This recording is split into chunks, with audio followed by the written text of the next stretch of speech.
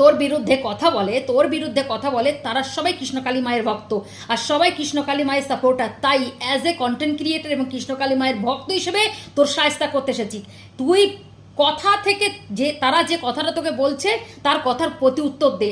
তাদের ক্যারেক্টার নিয়ে, তাদের ফ্যামিলি নিয়ে, তাদের ক্যান্সার হবে, মানে তাদের যে রোগ আছে সেই সব নিয়ে কথা বলিস। এমনকি তোর তো শটার্পে বিশ্বাস কর, ওই জ্যোৎস্না জেঠিমা, ওই জেঠিমা অনেক ধৈর্য নিয়ে তোর প্রশ্নের উত্তর দিয়েছে। ওই জেঠিমাকে তুই কি বলেছিস? এই কারণে তোর ছেলেরা তোকে দেখতে পায় না, ছেলেরা ছেড়ে চলে যাবে, তোর এই রোগ হবে, তোর গায়ের মাংস খসে, কত কিছু বলেছিস না?